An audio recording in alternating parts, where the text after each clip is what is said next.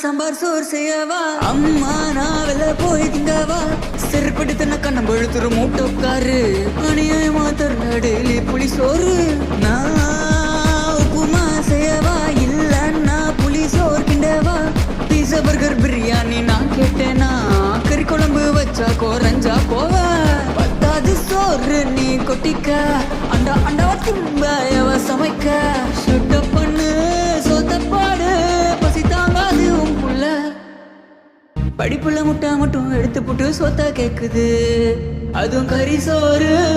எது பத்தாதுன்னு வெட்டு குத்துன்னு நைட் எல்லாம் சத்தம் பண்ணாட பப்ஜி விளையாடுது படிப்பு கிட்டிப்பெல்லாம் பத்தின்னு பேசக்கூடாது We are talented guys PUBG பத்தி நோக்கன தெரியும் பல பேருக்கு சோறு போடுது